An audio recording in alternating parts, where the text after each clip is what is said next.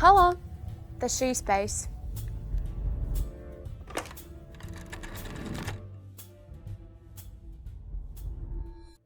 Čau, Katrīna! Čau, Annī! Man ir milzīgs prieks tevi šeit redzēt, un man uzreiz tev ir jautājums par icebreakeri. Manuprāt, tā ir viena no svarīgākajām lietām uzstājoties, un, manuprāt, šo prasmi vajag izmantot jebkuram runātājam. Un pastāsti, vai tu savās runās izmanto icebreakeri? Šis ir brīnišķīgs jautājums, ar to mēs varam labi startēt. Vispār kā sākt komunikāciju. Un tad, kad cilvēki domā, kā būtu pareizi iesākt, kā man būtu korekti, kā es varu pieiet klāt, piemēram, kaut kādā tīklošanās pasākumā vai kaut kādā, kur tu jūti, ka es pie šī cilvēka gribēju pieiet klāt, kā man viņam pieiet klāt, kas būtu tā pareizā frāze. Un tas ir labs jautājums, mums tiešām ir jāmācās tās lietas, bet es gribētu tomēr atbildi iedot tādu, kādu tu negaidi, ka stāsts nav par pareizām frāzēm. Manuprāt, nevis icebreakers ir svarīgs, bet trenēt klātesamību, būt klātesošam. Un tas ir vispār cita tipa, citas dimensijas jautājums. Tātad nevis kā es pieiešu un kā es pareizi pateikšu un kā mēs tur korekti tur sāksim un es tā pareizi pasaku, viņš pareizi pasaka un beigās es viņam pasaku pareizi un tad viss notiek pareizi, bet kā mēs abi varam ierasties un redzēt viens otru, kādi mēs esam. Ar izelpu, mierīgi, wow, tev ir super interesants tērps, pastāst man, tas ir pašas šūts vai jums ir kāda sadarbība. Lūk, šis ir īstais icebreakers. Nevis, labdien, kāds bija pareizais laiks tur brīvdienās, ja? Mums patīk, ka mūs pamana, ka mūs redz un nevis klasiski kaut ko pavaicā, kas ir klišeja, bet, wow, ziniet, es tā jau 6 minūtes stāvu, es esmu tik greizsirdīgi par tavām kurpēm, kur tu tādas atradi? Lūk, šis icebreakers ir īstais, jo tas ir on the spot, tā kā tas ir radies pa īstam, tā ir īsta komunikācija, īsta klātesamība, īsta sajūta. Man liekas, tas ir ļoti labs, tāpēc, ka tas ir kompliments, plus jautājums, kur cilvēkam ir uzreiz iespēja tev atbildēt. Jā, protams, ir arī icebreakeri, piemēram, mēs varētu tev vaicāt, kas tev vislabāk patīk savās brīvdienās. Ja, kura atpūtas forma tev palīdz vislabāk relaksēties tavās brīvdienās? Vēl korektāk es varētu tur visu kaut ko diplomātiski izdomāt. Bet atgriežamies, manuprāt, pie saknēm un trenējam būt klātesoši, būt autentiski, varbūt pat nepareizi un netik diplomātiski, bet mācāmies sajust otru cilvēku un pieiet klāt ar patiesu interesi. Tieši to, kas tajā brīdī ir uz sirds, tieši par to arī runāt. Bet saki, lūdzu, vai tu vienmēr esi bijusi šī skatuves runātāja, vai tev vienmēr ir paticis būt uz skatuves? Jā, man vienmēr ir paticis būt uz skatuves. Man ļoti patīk uzmanības centrā būt, man ļoti patīk prožektori, man ļoti patīk viss, kas ir saistīts ar skatuvi, jau no bērna kājas. Bet es uzskatu par publisko runātāju īsti neviens nevar piedzimt. Tās nav tā, ka piedzimu un esmu izcils runātājs. Tās ir prasmes, kuras mēs trenējam, kuras mēs attīstam. Par publisko runātāju mēs topam. Un mans stāsts par publisko runāšanu, šis ir arī tāds dziļš ceļojums sevī. Vispār publiskā runa, manuprāt, ir tāds pašdziedināšanās veids. Un tad man tev ir stāsts. Tev patīk stāsti? Man jau patīk. Tātad, no kurienes radās runātāja Katrīna? Kāpēc man par tevi patīk runāt par runāšanu? Tad, kad man bija 9 gadi, kā jau tāds radošs bērns, tāds ekspresīvs un visu laiku kādas aktivitātes domāju, es izdomāju, ka es spēlēšu tulkotājos. Man būs spēle, tulks, man ir 2 grāmatas priekšā, viena ir vācu valodas bērnu grāmata ar ilustrācijām un vācu valodas tekstu, es nezināju, 9 gadu vecumā vācu valodu. Un otra grāmata man ir tāda bieza vārnīca, tāda oranža, latviešu vācu vārnīca, ar tādu zelta svītru, es nezinu, vai kāds redzējis, tāda bieza, šāda. Un es domāju, es tagad to vācu valodas grāmatas tur vārds pa vārdiņam iztulkoju, kur man ir vārdiņš, kur es iztulkoju, vārdiņš iztulkoju. Un es aizēju pie tēta, jo skatos, šo vārdu es nevaru atrast, lai viņš man palīdz. Un viņš vācu valodā labi orientējās, viņš ir liels literatūras mīlētājs. Es pie viņa pieeju un saku, tēti, šo vārdiņu es nevaru atrast, var palīdzēt? Viņš, es nezinu, vai viņam nebija īstā oma, viņam bija kaut kāds tāds dīvains noskaņojums. Un viņš paskatās, Katrīna, atradīsim, jā, viņš var vaļā. Tiešām nav, Katrīna? Es tādu, es tiešām nevarēju atrast. Viņš atšķir vaļā un pasaka, re, kur ir. Un viņš atvēzēja to vācu valodas vārnīcu un iesit man pa pakausi. Es tajā brīdī nesapratu, kas tas ir domāts. 9-gadīgam bērnam iesita ar vārnīcu pa pakausi. Es sakniebu lūpas, es valdīju asaras, man vienkārši birst pupas. Klusumā aiztaisījos sevis durvis vannas istabā un klusiņām raudāju bez skaņas. Un man bija kauns par to, ka man sāp, ka tas nebija taisnīgi, ka tas nebija patīkami, ka kādam nepatika mans radošums. Un fast forward, ir pagājuši pāris gadi. Kāda ir šī stāsta morāla? Publiskā runa ir veids, kā dziedināt kaunu. Tajā brīdī es varēju izdarīt izvēli. Mans radošums ir slikts, nevienam to nevajag, tas ir stulbi, ko es te izpaužos, vispār sēdēšu kā kastītē, būšu pareizi un nemēģināšu neko jaunu, jo es varu dabūt pa pakausi ar vārnīcu. Bet mans uzskats ir, ka tieši publiskā runa, tas, ka tu veries vaļā, tas, ka tu izstāsti savas traumas, savas pieredzes, atver sirdi un kādam citam dod zināt, kā tu jūties, tas ir ļoti dziedinoši. Pirmkārt pašam, otrkārt visiem, kas to dzird. Un šajā stāstā, kas ir tā galvenā lieta, kāpēc tieši publiskā runa un kauns, tās ļoti iet kopā. Jo es varu izvēlēties aizvērties. Kā es aiztaisu durvis un es raudu klusiņām pati ar sevi, jo man sāp, man nesanāca. Tas pats stāsts, katrs trešais klients nāk ar stāstu par Ziemassvētku eglīti. Es tur skaitīju pantiņu pie Ziemassvētku eglītes un man ir trauma. Un tagad ir pagājuši 20 gadi un es esmu tas pats mazais Pētrītis pie tās Ziemassvētku eglītes, kuram ir trauma. Vai tu sāc runāt, vai tu sāc savu radošumu beidzot izpaust, arī, ja tie gadi ir pagājuši. Tādēļ publiskā runa ir dziedinājums. Tas ir veids, kā vēlreiz vērties vaļā, vēlreiz, es mēģinu. Jā, kādam varbūt es nepatikšu, jā, kādam būs pretējs viedoklis. Varbūt kāds man tur nozākās un teiks, cik es tur kaut kāda ne tāda.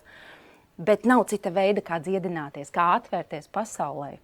Bet kā nostādīt šo robežu, par ko mēs runājam?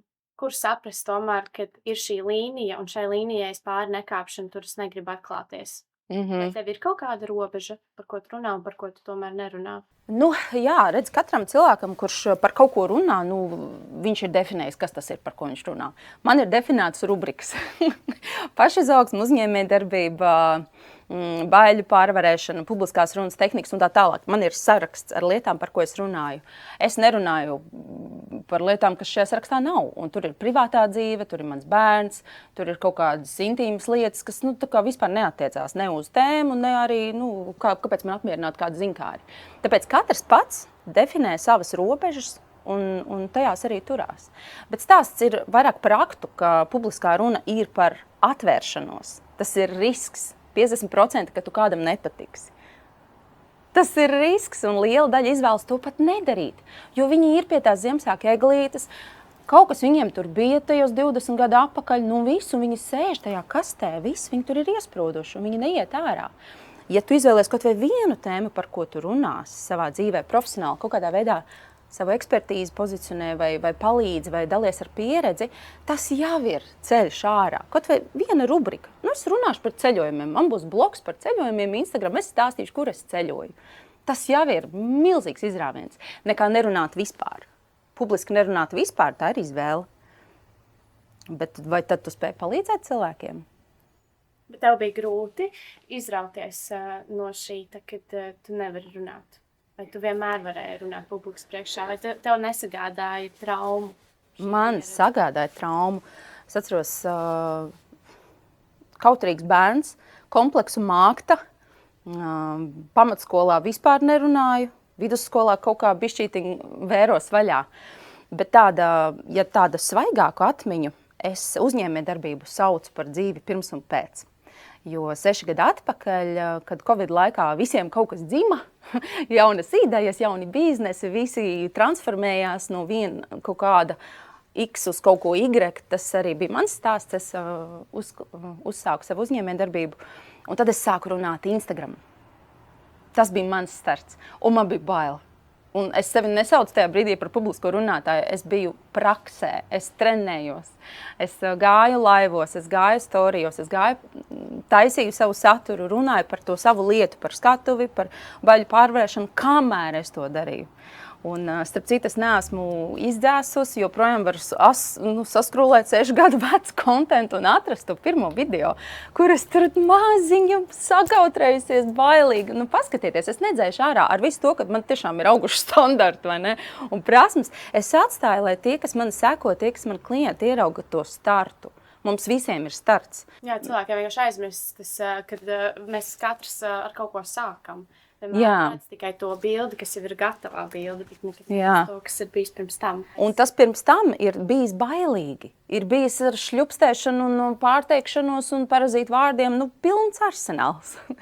Bet tad ar laiku, jo vairāk trenējās, aizvien vairāk atveros vaļā, ļauju citiem sevi redzēt labāk un bišķiņ vēl atklātāk, nevis tāda pareizā poza, bet no sirds vairāk. Un kurš sirds tur jāvarās vaļā, tur nevar citādāk. Un tad man ir ar ko salīdzināt. Un klientiem arī, skrolējiet apakšā, atrodiet. Katrīna ar kādreiz bija maza un kautrīga meitenīte. Mēs visi kaut kur sākām. Bet kā tu nonāci tajā punktā, ka tu sāki apmācīt arī citus cilvēkus šai publiskajai runai?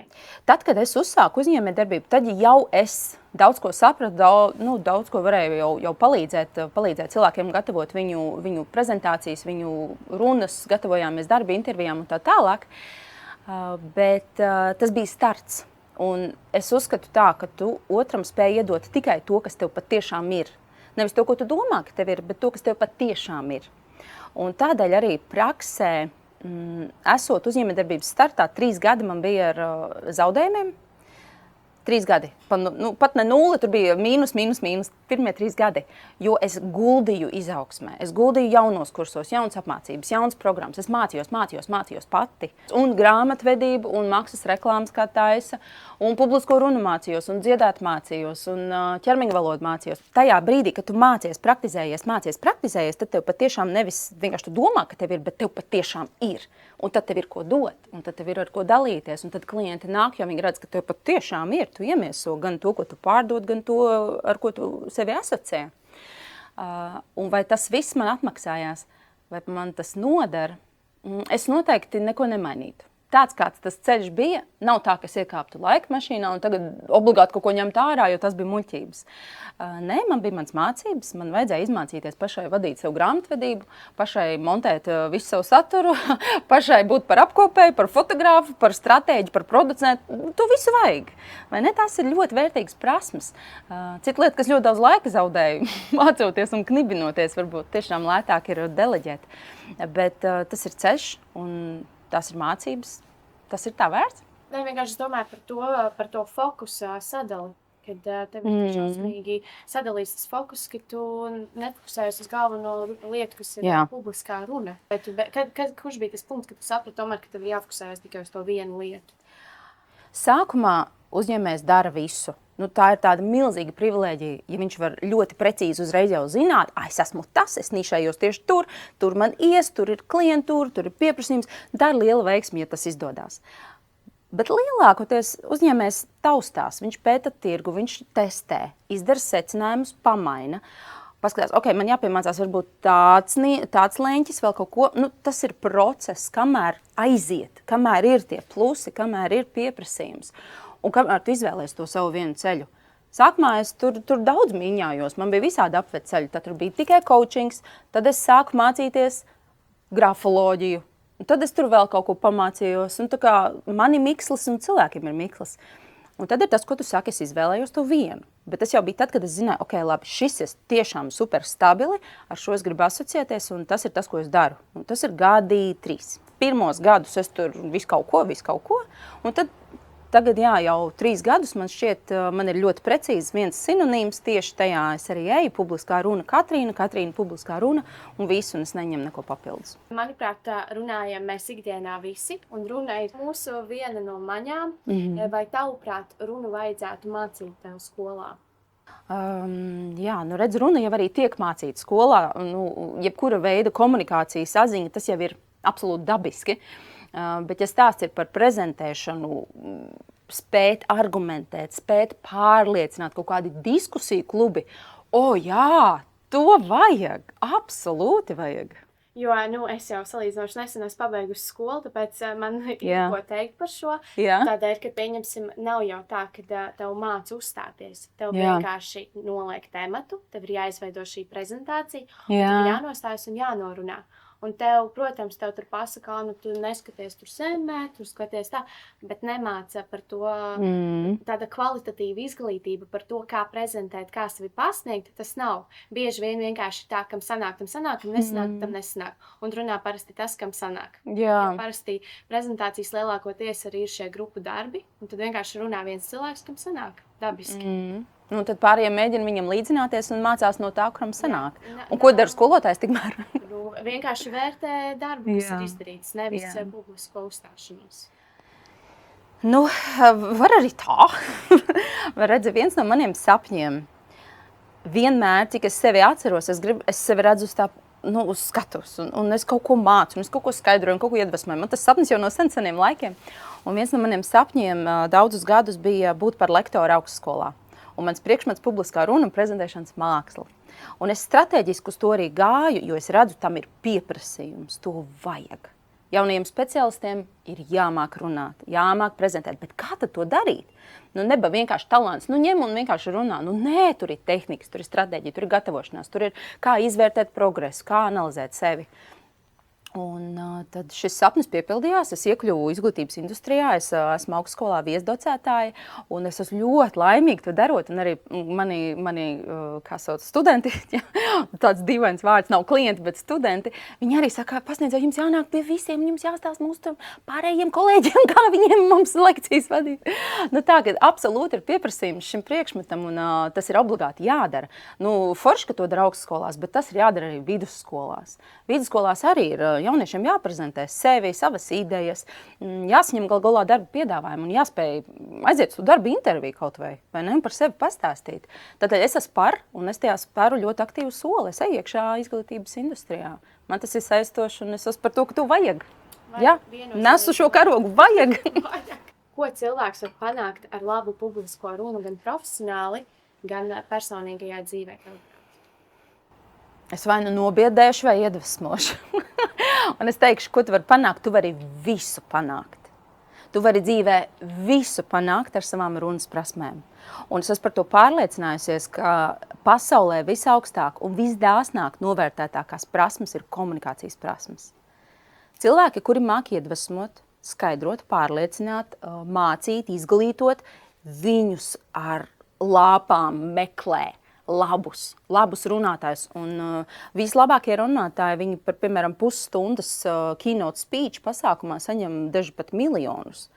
Nu, kas liekas, kā tā var būt, kā var par runāšanu tik daudz maksāt. Nu, tieši tik augstā vērtē ir runas prasmes. Un to nevar visi. To dara cilvēki, kas gadiem to mācās.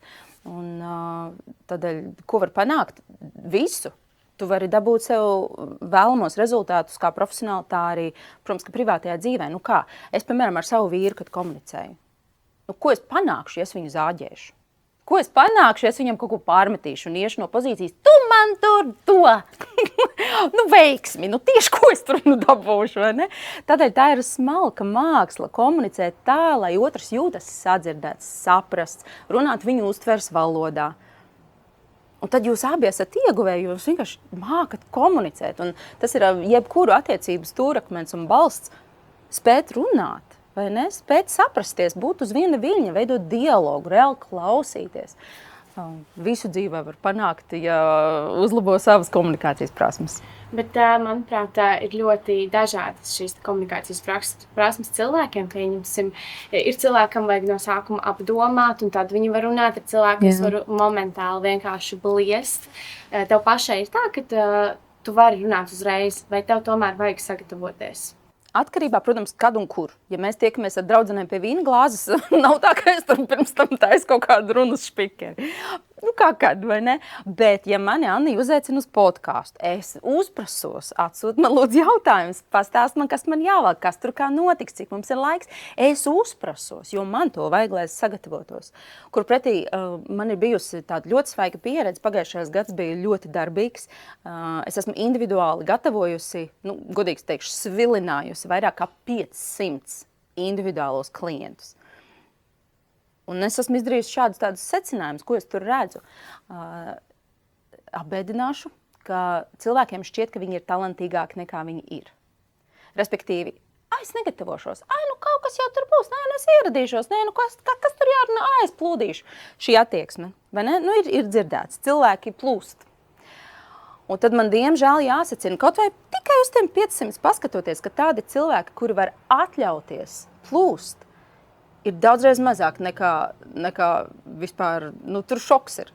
Tātad, par ko ir stāsts, ka atļauties, negatavoties, nepadomāt pirms podkāsta ierašanās vai intervijas vai jebkā, šo var atļauties tikai ļoti pieredzējuši runātāji. Tie, kuri to dara dienā. Tie, kuri ir muskuļu atmiņā ielikuši visus failus. Tie, kas zina gan stāstu, gan jautājumu formātus. Un tādu cilvēku taču ir maz. Kurš to dara dienā? Ir tīpaši apzināti. Lielākā daļa, kā pagadās, kad sanāk, kad ir iedvesma, kad vajag. Un tad viņi domā, ka viņiem sanāk plūst. Ne, viņiem nesanāk plūst. Viņi vervelē, viņi runā, auditorija sen ir atslēgusies, un tad kaut kur ap 16. teikumu sāk kaut kas formulēties. Viņi tā, tagad es beidzot izdomāju, tad klausties. Nē, ir pa vēlu. Auditorija sen ir atslēgusies. Auditorija vairs viņu neuztver kā autoritāti, jo ir pa daudz bijusi liekvārdība pirms tam. Tieši gribu arī tev pamudināt uz nākošo jautājumu par to, kad cilvēki pazaudē šo galveno domu, runājot publikas priekšā, kā tomēr iemācīties atgriezties pie savas domas, ja tev sanāk aizpeldēt. Aizpeldēt sanāk visiem, ir tīpaši, ja tiek dots vārds, un rekurānī tāda krata galda, un tad liekas, tad vēl es varu, kāpēc ne, man taču tur ir, kur ir tur rodās. Un skaidrs, ka aizpeldēt visiem sanāk, bet tas, ar ko var atgriezt sevi, ir saprast tā, kas ir mans ziņojums. Atpakaļ, ko es gribu pateikt. Man ir viens jautājums, un tad ir viena doma, kuru mēs varam apspēlēt tur 60 dažādās variācijās, un piemērus iedot un stāstus iedot, bet atgriezties pie kodola. Ko es ar to gribēju teikt? Kas tad ir mans ziņojums? Ir tāds vārds key message, atslēgas ziņojums. Visu laiku atgriezties pie tā, piedodiet, es aizpildēju, atgriežamies tātad vēlreiz. Fundaments, bāze, esence. Ik pa laikam to sev atgādināt, jo mums pašiem ir baigais kaifs, baigi man labi, ļauj runāt, es te tikai runāju, auditorija sen jau ir aizpeldējusi un aizsapņojusies, un viņi vairs neklausās. Pastāst lūdzu, kā iemācīties publiski sniegt vērtību un kvalitāti klausītājiem? Tu gan pavaicāji vesela kursa jautājumu. Šim es veltu apmācības, tas ir vesels apjoms, bet atbildot īsi, es teiktu tādas 3 galvenās lietas. Tātad cilvēks zina, ka viņam jāuzstājās. Būs auditorija, piemēram, 50 cilvēki, viņi atnākuši klausīties kaut kādu kontekstu, kaut kas viņam ir jāiedod 10 minūtēs. 10 minūtēs. Tātad, ko viņš dara 10 minūtēs? Pirmais, ko viņš izdara, ko kam kā. Kas nozīmē, ko es gribu pateikt, kam es gribu pateikt un kā es gribu pateikt. Šo man klienti zina ļoti labi, kur Katrīna, ko kam kā Katrīna. Tātad, pirmais ir, ko es gribu pateikt, kam es gribu pateikt, kā es gribu pateikt. Un tad, kad tu atbildi uz šo jautājumu, tad principā tu esi gatavs sākt gatavot savu runu. Kamēr tu nezini šo, negatavo runu. Izlietos laiku neliederīgi. Tas ir pirmais, tātad pats fundaments. Otra lieta ir saprast viņus, kas tevī klausās, ko viņi zina, cik viņi zina, ko viņi sagaida, kāds ir viņu uztveres līmenis, vai viņiem vizuāli gribās redzēt tur video piemērus, kaut kādas demonstrācijas, vai viņi ir tur zinātnieku auditorija, kuriem vajag faktus, ciparus, jaunākie pētījumi. Kāda ir tā auditorija? Un ir dažādi veidi, kā par auditoriju uzzināt. Tādēļ tā ir tāda slinkošana, vienkārši ierasties, kas būs, tas būs, un te jau redzēs.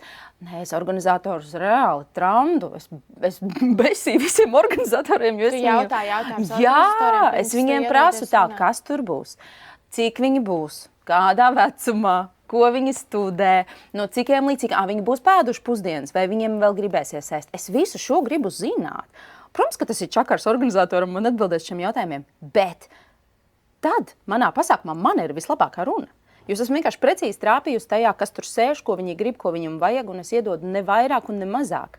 Tādēļ es to aicinu visiem arī darīt, trobelēt organizatorus un noskaidrot visu, kas tev ir jāzina par pasākumu, par konceptu un sagatavoties tam. Ja, šīs ir 2 lietas. Pirmais, ko kam kā, otrs zināt, kas tevī klausās. Bet ļoti daudz cilvēku tomēr var uzstāties skatuves priekšā un ļoti labi norunāt, bet tad, kad ieslēdzas kamera, un mums ir kameras priekšā kaut kas jāpasaka. Jā. Mans vārds ir Adija. Jā, pīkstulīts ieslēdzas. Tā jau ir, tā ir nestandarta vide, tas ir biedējoši. Citam otrādi, ja viņš ir kamerā, tur ir zivs ūdenī, un tad ir dzīva auditorija, un pēkšņi viņš saplok maziņš cilvēciņš. Katram savi gļuki, bet, piemēram, ir cilvēks, kam kamerā ir grūti atslābināties. Tas ir stāsts par praksi. Pierast pie diskomforta, jo šis ir diskomforts. Šī nav dabiska saule. Šis nav dabisks uzstādījums. Cik mums ir 3 kameras? Tas nav dabiski. Ja? Ikdienā tā nav, ka mums katrs leņķis tiek vērtēts vai vērots. Tas ir stāsts par to, kas arvien biežāk sevi ielieku tādā vidē, kur man tas ir jādara. Jā, sākums būs krimināls. Jā, man nesanāks pirmās reizes. Jā, es varbūt pārsatraukusies, peļķēs manis paliks. Bet pēc 7. reizes es jau būšu ļoti mierīga. Pēc 10. es jau tur, dodiet tik runāt. Tas ir tikai vienīgi stāsts par darīšanu un praksi. Ir kaut kādas tehnikas, ko var ieteikt, lai tomēr cilvēks iemācās runāt kameras priekšā? Vai tieši pretēji, kā tu minēji, cilvēki var justies kameras priekšā ļoti ērti, savukārt uziet uz skatuves, viņi apmulst? Es aicinātu neveidot kaut kādu īpašu tēlu, jo mums liekas, tad man tā kameras balss jāieslēdz, ja? Vai tur pareizais leņķis. Man liekas, tad, ja cilvēks iet šajā virzienā, tad ir auzas. Tad labāk varbūt nē vispār. Jo tur ir tas pārpratums, ka mums liekas, ka šeit notiek kaut kas citādāk. Te kaut kādi citi noteikumi. Īsti nē. Jo dabiskāks, vienkāršāks, relaksētāks tu esi, jo baudpilnāk ir uz tevi skatīties. Kur pretī, ja tur esi pārsprindzis, tur samācījies 60 tehnikas, kā tur spīdēt kameras priekšā, saturies, kas tur pa spiedienu, par spriedzi ir. Jā, jo tu esi mierīgāks arī šajos diskomforta apstākļos. Pieņem šo kā normu, labi, prožektors, kamera, mikrofons, ok. Tad, kad tu esi relaksēts, tad ir daudz vieglāk saņemt informāciju no tevis. Bet vai tev pašai ir bijuši kaut kādi, epic faili? Es tev izstāstīšu epic faili. Neizdošanās. Viss man grāmata sastāv no epic failiem. Jo man šķiet, tu kļūst par ekspertu tad, ja tu esi pieļaus visas iespējamās kļūdas. Tie, kas sevi sauc par ekspertiem, bet neriskē un nekļūdās, tad es šaubos, kas viņi par ekspertiem ir. Bet, tātad mans epic fail, vienkārši man tāda ir daudz. Pirmais, kas izlec, kad tu pavaicāji, 10 gadus atpakaļ es piedalījos Supernovā. Es piedalījos atlasē. Es esmu uzrakstījusi dziesmu, iesniegusi dziesmu, uztaisījusi tur pieteikumu un tur preses relīzi un ko tu vēl ne. Un tad ir jāierodās uz Latvijas televīziju un jāuzstājās. Akapella ir sava dziesma jānodzied. Un toreiz man bija dziesma ar nosaukumu Gold. Mēs esam ar komponijas uzrakstījuši Gold dziesmu, un tagad man ir jāparāda, ka es māku arī bez pavadījuma nodziedāt, tur pusminūti jānodzied konkrētais gabals. Un es esmu tur taisījusies, braukusi, es gribu tikt. Protams, esmu gatavojusies, tur balsis sildījusi, viss, tik būs. Un es uzskāpu Latvijas televīziju, dzīva auditorija, Inters Buzuls un vēl kaut kādi 3 cilvēki. Kameras ieslēgtas, gaismas tur 16, milzīga zāle, es tāda. Labdien!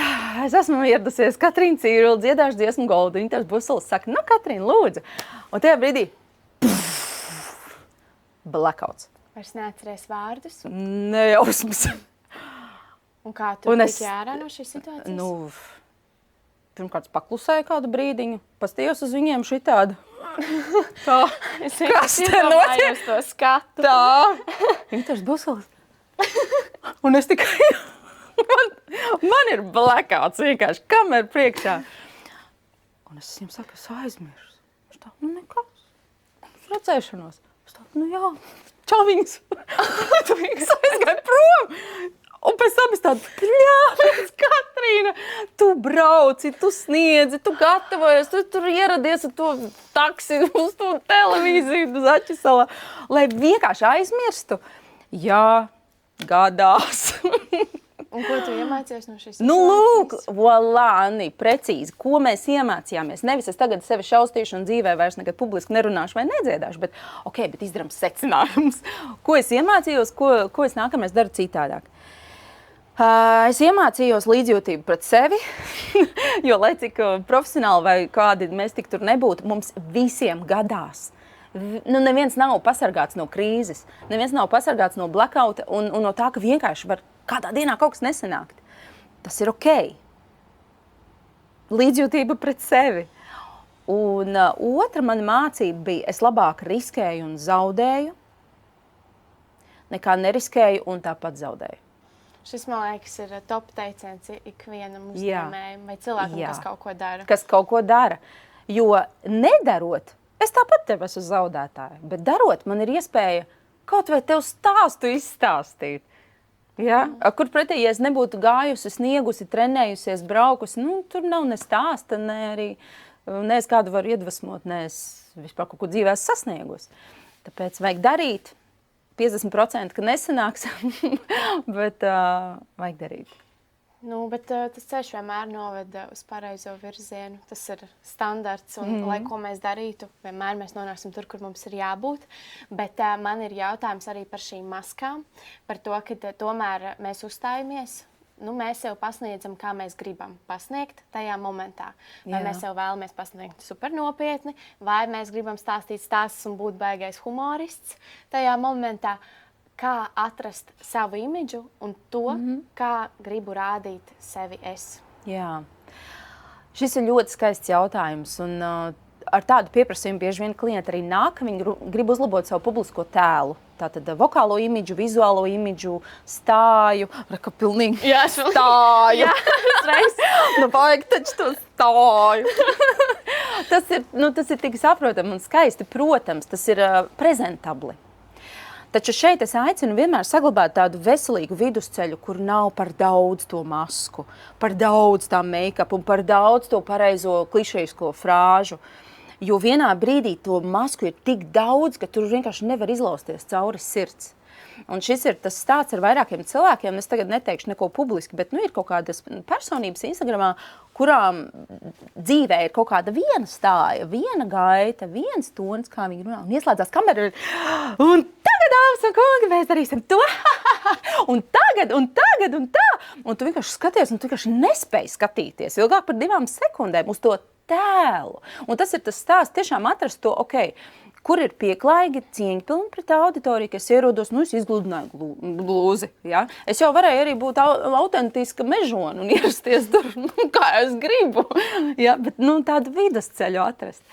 Tādēļ tēls ir labi, bet es vairāk sliecos uz to, ka jo mazāk masku, jo labāk. Man liekas, ka šobrīd vispār ir ļoti aktuāli. Ņemam maskas visus nost un esam tādi, kādi mēs esam. Jā, un rekur ir salīdzinājums skulptoru veidotājs, skulptorists, kā sauc cilvēku, kurš kaļ no akmens skulptūras. Cilvēks, kurš veido skulptūras, es nezinu, kā sauc, palīdziet, lūdzu, komentārā uzrakstiet, vai tas ir skulptorists vai skulptors. Vai trešais vai skulptūra veidotājs. Tātad, par ko ir stāsts? Šis mākslinieks no akmens bluķa nevis veido mākslu, bet viņš cērt nost lieko un sanāk māksla, tur tēls kaut kāds, ja, tur kaut kāda poza viņa tur. Un par to ir arī publiskais skatavas tēls, vienkārši dabūt visu lieko nost. Un es pateikšu, kas ir tas liekais. Tas liekais, no kā ir jātiek vaļā, ir pašsvarīgums, kompleksi, kautrīgums, vēlme izdabāt, vēlme patikt un vēlme saņemt aplausus obligāti no visiem. Šis ir tas, kas jādabū nost. Principā ego jānoņem nost. Principā ego jādabū nost. Jā, veiksme visiem. Tas nav viegli vispār nemaz, bet ejam uz to. Vienkārši jābūt tādam cilvēciskam, atvērtam pret otru cilvēku. Jā, atvērt sirdi ir šausmīgi grūti. Šausmīgi grūti. Mums ļoti, ļoti patīk slēpties ar to tēlu. Tad es esmu tur kaut kāds X eksperts, ja es tur kaut kāds, bet atvērt sirdi un stāstīt no sirds un atklāties, ja tas bija stāsts par to kaunu. Kaunā mēs nevaram sirdi vaļā, mēs esam norobežojušies. Kur pretī es dziedinos, kad es izvējos kontaktu ar kādu, kad es veidoju attiecības ar kādu. Lūk, tur ir īstais dziedinājums un īstā dzīve un plūsma. Tas prasa vislielāko drosmi. Un tad tas uzdevums mums uz skatuves ir maksimāli atvērties. Maksimāli, cik mēs varam vaļā. Tur ir šarms, tur ir magnēts, tur visi to cilvēku skatīsies. Wow! Vienalga varbūt nepareizi, varbūt šļups, varbūt parazīts skaņas pēc katra trešā vārda, bet viņš ir vaļā. Tas ir tik interesanti. Mēs tā to gribam redzēt. Man šo pateica man krustmāte. Es to, man liekas, vienmēr atcerēšos. To, ka tu, kad stāvi skatus, tu runā, un tu vienkārši iedomājies, ka tie visi cilvēki ir pelkustīmos vai pliki. un tad tev būs tā sajūta, ka jūs visi tur esat kaili viens pret otru, un ka šī saruna būs godīgāka, atklātāka, un tu spēsi vienkārši veidot šos teikumus mierīgā veidā un baigi sevi tur neizcelt kaut kā krutāk nekā realitātē tu esi. Nu, tev nebūs tā vēlme sevi kaut kā šausmīgi izcelt. Un ka tā kā jūs visi būsiet vienādi. Gan tu esi pliks pret auditoriju, un tu arī plika tev pret izsaku. Tev nav bijis bērnībā, ka tev ir murgi, ka tu esi auditorijas priekšā un tu esi plika? Nē. Tas ir tāds viens no trakākajiem murgiem. Viņi pliki, bet nu jau es. Man vienmēr ir fobija par to, ka man bikšu priekšu var es priekšu vienmēr pārbaudu, vai man bikšu priekšu ciet. Fun fact. Pirms 4 dienām man bija pasākums, kur es analizēju rokrakstus. Es esmu tur saposusies, man ir tur, es esmu pacentusies, un es tur runāju, tur iepazīstos, un pirmā fotogrāfs, Katrīna, tā bija priekšvaļa. Jā, saglabājam cilvēcību. Viss kārtībā. Viss kārtībā, tieši tā ar visu to, cik mēs būtu pro. Vienmēr ir tas, jāpārbauda, jā. Ja viņš jau pašs dažreiz automātā vaļā. Tā, Katrīna, mums šobrīd būs šīs pēc rubrika. Mūsu sekotāji mums ir iesūtījusi audio, kuru mēs šobrīd noklausīsimies, un tev būs jāatbild uz viņas jautājumu, ja?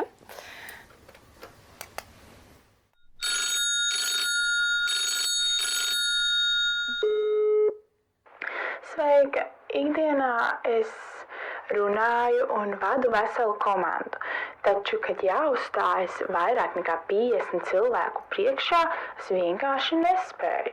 Vai nu deleģēju citiem, vai, ja tomēr runāju, pēc tam ilgi sevi šaustu, jo šķiet, ka mana runa bija nekvalitatīva un jēla. Tas liek domāt, ka neesmu pietiekami laba vadītāja. Sakiet, kā tam tikt pāri? Jā. Ļoti laba vadītāja, jo tā vadītāja, kurai rūp šis jautājums, tad tā ir laba vadītāja. Ko es gribu teikt par publisko runu? Tās 2 dažādas lietas. Tu vadi kolektīvu, tu seko viņu progresam, tu vadi procesus, tur seko līdz projektiem un tā tālāk. To viņa dara ikdienā. Kur pretī ir otra lieta runāt 50 plus cilvēku priekšā, piemēram, konferencē, uzstāties tur kaut kur. Būt kā publiskai runātājai. Tās 2 dažādas lietas. Un tad man šai dāmai ir jautājums, ko viņa dara vairāk. Noteikti vada kolektīvu. Un noteikti kolektīvu vadīšana viņai tāpēc sanāk labāk. Tā kā te nav nekāda raķeša zinātne. Šis ir stāsts par to, ko mēs darām vairāk un biežāk, tas mums sanāk labāk. Kur pretī, ko mēs darām mazāk un retāk, tas mums sanāk sliktāk. Un būtu dīvaini, ja mēs gaidītu no sevis rezultātu kaut kamā, ko mēs vienkārši reti darām. Tavs ieteikums ir vienkārši vairāk iet un runāt auditorijas priekšā. Bingo. Bet kā viņai pārvarēt šo baili, kā viņai tikt pāri šai līnijai, ka viņai, ka viņa grib iet? Tur ir jāsaprot viņas motivācija, kāpēc, lai viņi to darītu. Jo ne visiem ir vilkme būt uz skatuves un tur, ak, Dievs, dodiet man tik runāt. Citiem ir ļoti, ļoti ar sevi jāpadiskutē pirms tam. Kas man no tā, kāpēc man to darīt, kas ir mana motivācija, ko es no tā iegūšu, ko es tad zaudēšu, ja es kāpšu tajā diskomfortā. Un te ir tāda viņai godīga saruna ar sevi, kāpēc. 7 līmeņi, viens zem otra. Ok, es gribu būt labāka vadītāja. Kāpēc tu gribi būt labāka vadītāja? Tad es labāk varēšu nokomunicēt savas idejas, mums būs mazāk kļūdu. Ok, kāpēc tev ir svarīgi, lai jums ir mazāk kļūdu un labāk nokomunicē idejas? Ja? Tā kā vienkārši iet uz leju, kas ir viņas motivācija, kāpēc viņai to vajag. Un beigās izkristalizēsies, tāpēc, ka es gribu parādīt piemēru savai meitai. Ka tu vari. Piemēram, ja es te izfantazēju, bet tad, kad mēs tiešām dziļi meklējam savu motivāciju, kāpēc vispār iespringt un darīt kaut ko, no kā mums ir bail, tad tai motivācijai ir jābūt no sirds un godīgai un tādai patiesi iekustinošai.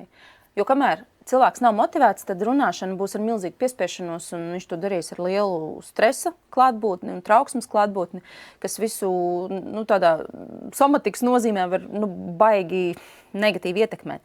Tāpēc mums ir jāatrod tā sirds vilkme, motivācija, dzinulis, tas prieks tajā procesā un tehnikas.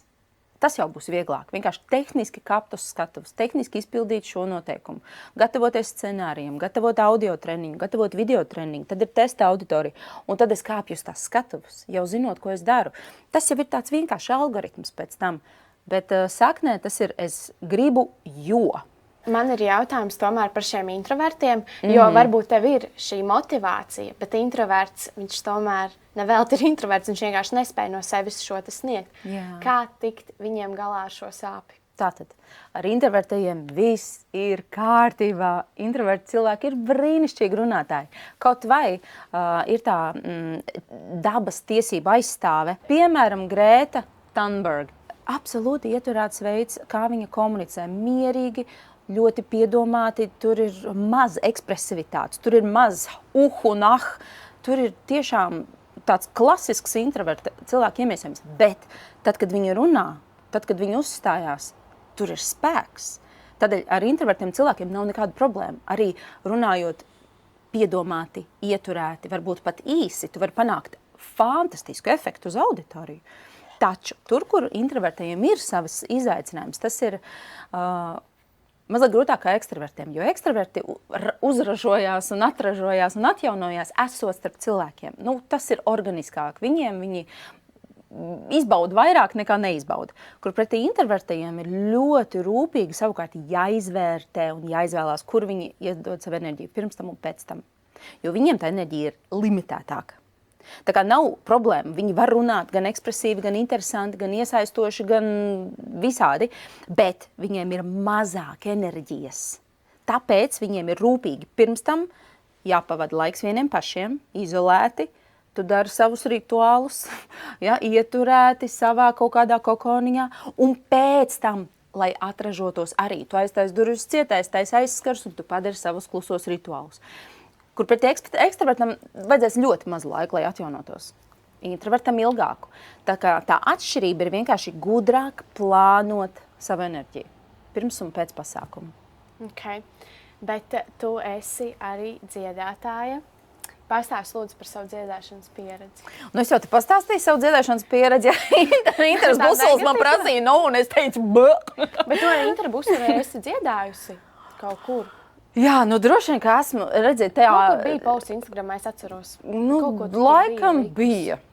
Es dziedu Rīgas gospelkorī 22 gadus, un mums bijuši projekti ar visiem lielākajiem Latvijas dziedātājiem, un arī pati, kad biju aktīva savā solo karjerā, arī dažādas lietas darīju. Bet tas bija brīnišķīgs laiks manā dzīvē, kad es mācījos izpaust sevi ar balsi. Ja? Tur bija tas sākumā stāsts ar to kaunu sajūtu. Kad es atveru balsi, mācos runāt, mācos dziedāt, tā ir dziedināšanās, tā ir atvēršanās, tas ir labi, tas ir jādara.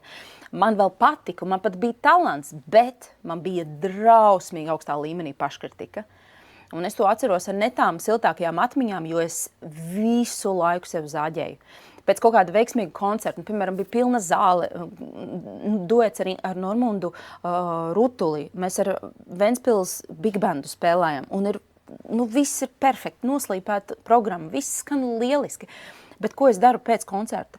Nevis es atskaņoju savā galvā auditorijas aplausus, bet es savā galvā atskaņoju, šitien bija šķībi, tur man nesanāca, šeit man neietrāpījās pareizi nots, šitien es pareizi nenoturēju elpu. Nu, tā kā es biju tik paškritiski, ka es to posmu atceros arī ar tādu milzīgu līdzjūtību, kā es vispār izdzīvoju, jo tas iekšējais zāģis un tā iekšējā kritizēšana bija tādā līmenī, ka tas ir neveselīgi. Un es priecājos, ka es vairs to nedaru. Es atradu citu formātu, kā ekspresīvi izpausties. Tas, ko es daru tagad, ir kaut kas ļoti tuvu. Tā mēs uzstājos. Man ir sava skatuve, pie tam pašai sava. Bet šeit es jūtos labāk. Tur man gāja iekšēji daudz grūtāk. Tur es cīnījos par savu vietu zem saules. Latvijā ir ļoti daudz brīnišķīgi, talantīgi mūziķi. Un es gribēju būt kaut kas X un īsti nezināju kas. Un tad es vēl sev zāģēju. Tad kā es varu kaut kur tikt? Ja es sevi zāģēju tik traki, ja es sev neticu tik traki. Pat ja man ir tas talants un tā deksme. Tāpēc to posmu es ar tādu milzīgu pateicību aiztaisīju ciet pirms pāris gadiem. Un ja kādreiz tur kāzu ceremonijā, uz līgavas ienākšanu, es vēl kādreiz kaut ko nodziedu draudzenēm, tad tagad es uz to aktīvu vispār vairs nefokusējos un tikai ar kori kādreiz dziedu Rīgas gospelu kori.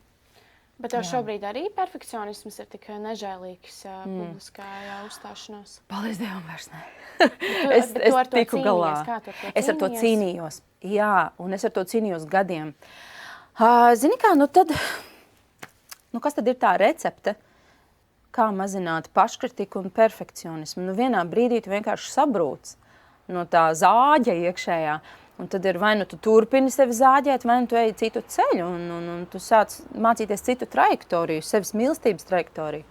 Un tad, kad es, atklāt sakot, tad, kad es atklāju tieši to savu profesiju, savu nišu, savu uzņēmumu, savu sijā, savus klientus, man ir pilnīgs tāds absolūti sevis izbūvēts ceļš, kur es nemēģinu iekļauties industrijā, bet es daru tikai savu lietu. Būtībā ne monopols, protams, ka man ir konkurenti, bet es kaut kādā ziņā nemēģinu būt kā citi dziedātāji. Es mēģinu būt tikai kā es, jo nav cita publiskās runas trenera Katrīna Cīrula.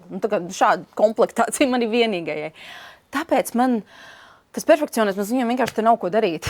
Es esmu daudz vairāk relaksēta tagad. Kur pretī es biju Katrīna Cīrula, viena no 72 blondīnēm, vokālistēm, altiem, kuriem patīk soul. Tur ir 72 cilvēki vēl tādi paši kā es. Tā. Gribētu atgriezties pie Supernovas, jo es skatījos video, ka tu tomēr nonāci uz Supernovas skatuves. Es divreiz nonācu. Es divas reizes nonācu. Tāda spilgtākā mācība. Tātad es uzstājos Supernovas skatuvē un dziedāju pusfinālā, un viss ir super, un es atceros īpaši spilgti to otro reizi. Es dziedāju dziesmu Blood Runs Quicker, un es atceros, es gatavošanās posmā darīju visu. Plānoju tērpu, plānoju horeogrāfiju, tur braucu, tur organizēju matus, tur ko tik es nedarīju. Preses relīzes rakstīju, komunicēju ar auditoriju, taisīju saturu, tā kā you name it. Un tad es esmu uz tās skatuves. Ir tiešraide. Man ir arī jādzied. Un mirkli pirms tur es mēģinu trāpīt to tur kulminācija, tik būs. Es atceros, tiešraide, televīzija, visi skatās. Visi Latvija skatās. Un man iekšējā sēta ir, viens, kas esmu nogurusi. Es es biju aizmirsus, ka man taču ir arī jādzied. Un es pie sevis domāju, viens, kas esmu nogurusi. Un tajā brīdī ķermenim, es pa pusstoni pazaudēju kontroli, jo es iedevu sev signālu, šis būtu labs mirklis vienkārši relaksēties. Bet tev nestrādāja adrenalīns, jo tomēr dziedot visas publikas priekšā tiešsaistē adrenalīns sit vienkārši. Man liekas, tu to uzstāšanos vispār neatceries. Kurā momentā tu vēl paspēji atpūsties tur? Es nezinu, kas tur bija, kas tur nebija. Vienkārši tas ir sekundes simtaļās. Zini, kā tā doma, tā lieta notiek, tā, ka tev liekas mūžība un īstenībā pagājusi 1 sekundi. Par ko ir šis stāsts? Viena nepareiza doma, vienā nepareizā brīdī var visu sagraut.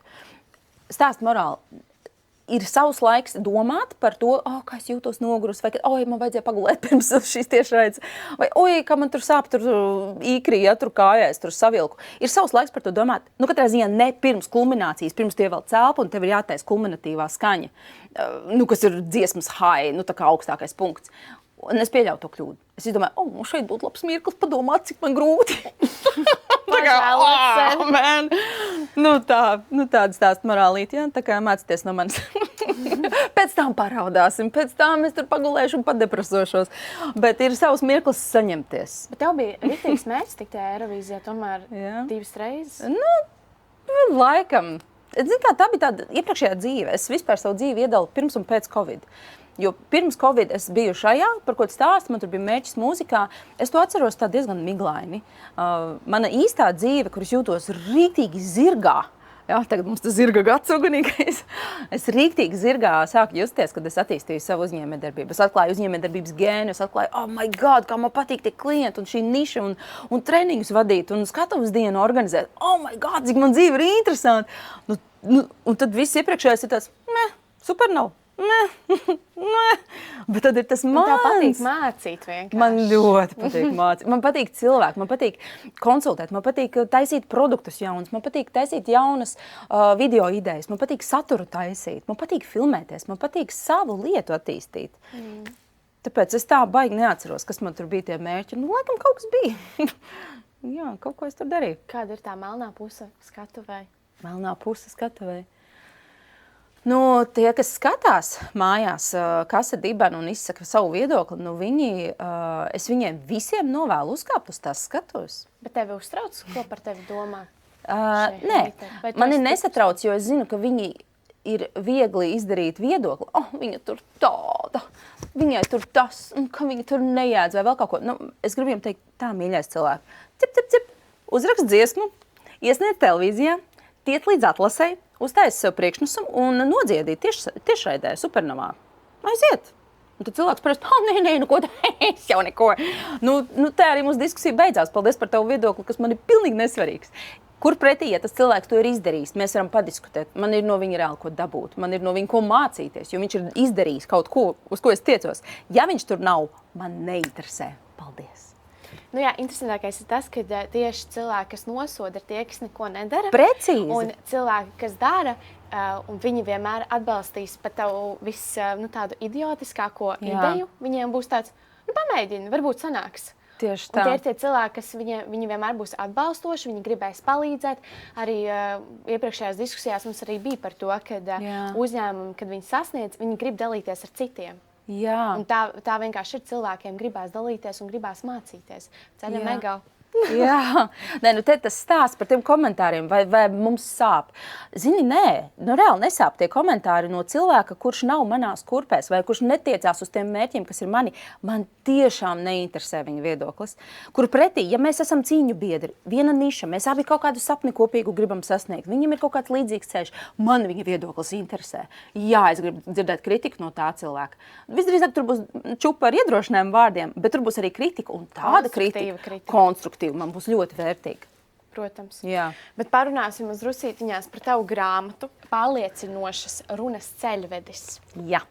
Paldies par tavu dāvanu. Es noteikti iedziļināšos šajā grāmatā mājās. Pastāsti, kā ir uzrakstīt savu grāmatu? Tas bija viens no maniem sapņiem. Es dzīvē nodarbojos ar to, kas piepilda savus sapņus, un viens no tiem bija atstāt nospiedumu sociumā. Kā man to gribas vizualizēt, respektīvi, mums katram ir kaut kāds savs stāsts, ar ko mēs esam lepni, kas mums ir izdevies, kaut kādas uzvaras sasniegt. Tad tā doma ir kaut ko aiz sevis atstāt. Nevis paturēt pie sevis, bet nodot mantojumā. Kaut vai uz gadu, 2, lai šī lieta iet pasaulē. Un tad šis ir tā, ja es iedomājos pieneni ar pūciņām, un es izpūšu tās pieneņu pūkas, un manas grāmatas ir aizgājuši pasaulē. Un tā ir tāda svētsvinīga sajūta, ka tu esi kaut ko dzīvē izdarījis. Tur ir ļoti daudz personīgu stāstu, tur ir ļoti daudz mani feili. Ne tāpēc, ka, kur ir mans stāsts, bet tāpēc, ka tur visur apakšā ir morāle. Un tā morāle visbiežāk ir tieši tas, ko mēs jau ar tevi izrunājām, ka es labāk riskēju un zaudēju, nekā neriskēju un tāpat zaudēju. Un tas ir attiecās uz jebkuru sapņu piepildīšanu. Vienam tas ir, kā man attīstīt uzņēmējdarbību. Cits grib podkāstu savu veidot. Kāds vēl grib attīstīt vēl kaut kādas savas idejas. Un tad es saku, ej un dari. Ej un mēģini, ej runā, ej komunicē ar cilvēkiem. Ej viņiem klāt un prasa, kā tu dabūji gatavu. Es arī gribu uztaisīt. Iedod lielākās mācības. Un ir jāspēj to izdarīt. Ir jāspēj pieiet pie cilvēkiem. Un par to ir komunikācijas māksla. Kā ir saturiski pieturēties pie savas domas. Un tiešām, jo tev jau te nav... Maz stilpums, cik tev te ir? Jā. 244 lapas puses.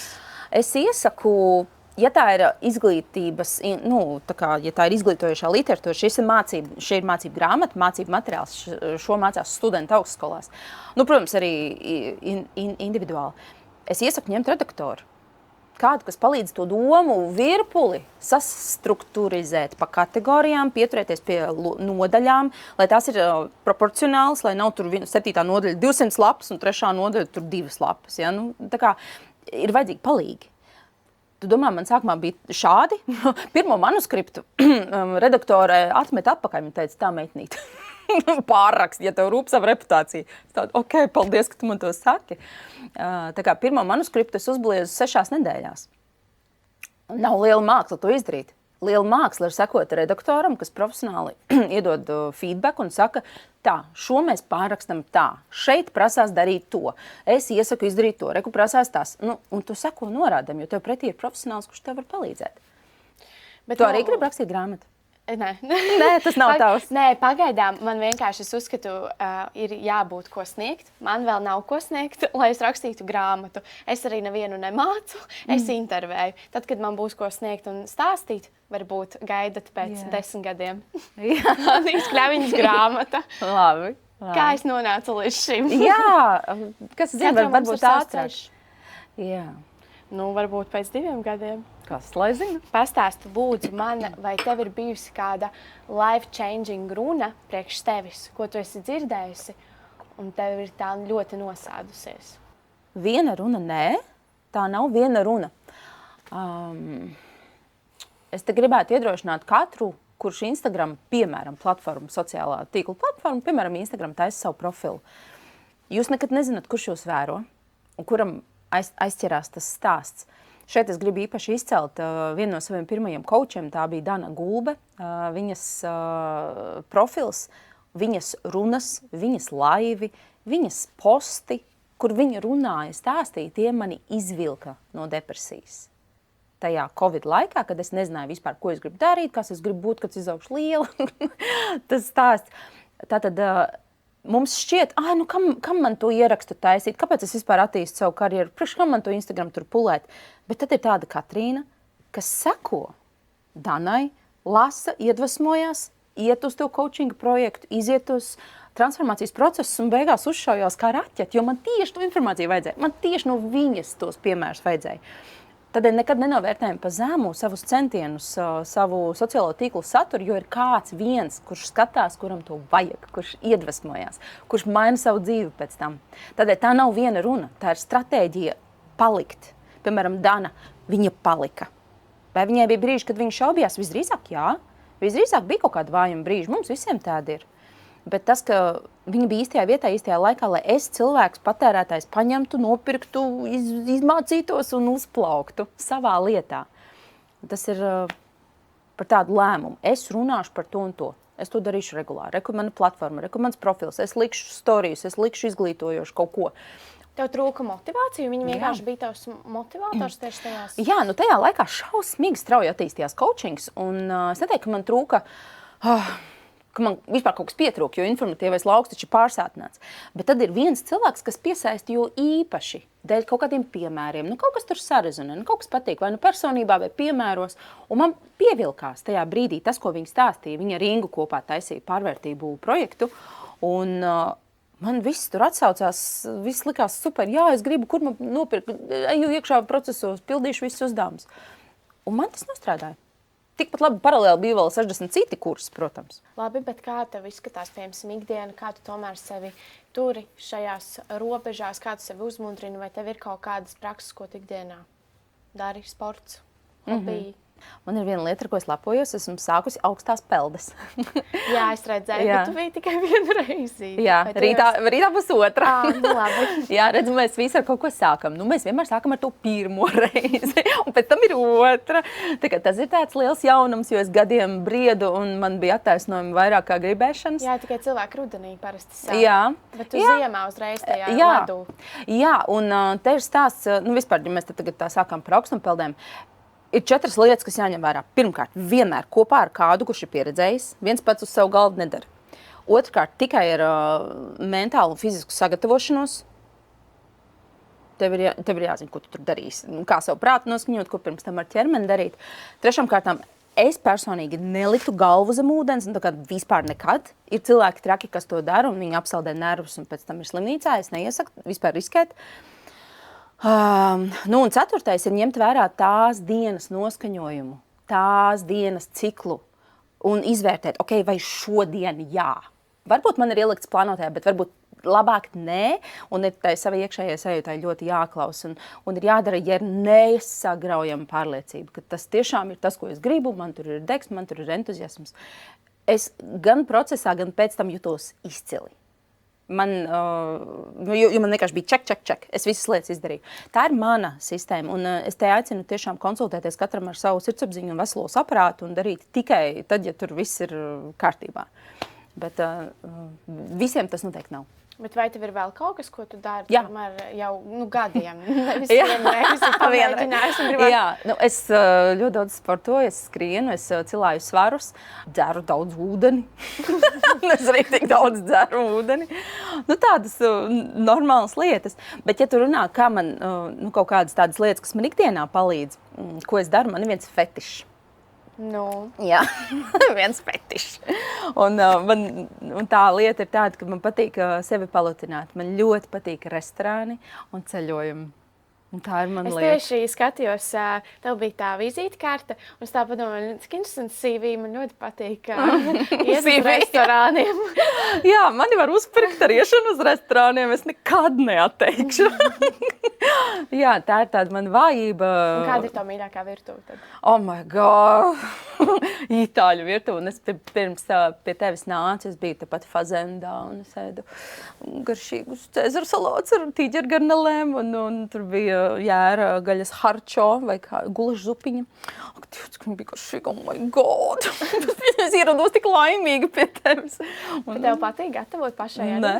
Man arī nepatīk gatavot, man patīk iet uz restorānu. Lūk. Bet ko? Tāda dzīve. Nē, es varu gatavot, bet es māku tieši 6 ēdienas. Bet izdzīvošanai pietiek, viss kārtībā. Jā, un viss pārējās reizes restorānā. Kādas ir tavas vērtības, pie kurām tu pieturies ikdienā tomēr? Jo mēs ļoti daudz runājam par to, ka tu tomēr izvēlējies sevi un to, ka tu sevi lietas pirmajā vietā, bet kas ir vēl vērtības, pie kā tu tomēr pieturies savā darbā, lai būtu tur, kur tu šobrīd arī esi? Mana vērtība ir būt noderīgai, būt vajadzīgai un būt par pienesumu pasaulē. Strukturizēti ļoti. Jā. Arī mana vērtība ir struktūra. Tā jūs runājat ar jaunavu tagad, jā, tā ir jaunava at its best. Tāpēc klienti pie manis nāk, jo es salieku visu pa kastītēm, ir kārtība, ir struktūra, ir lakoniski, ir precīzi, un tāpēc es arī lietas tā redzu, un par to man arī maksā.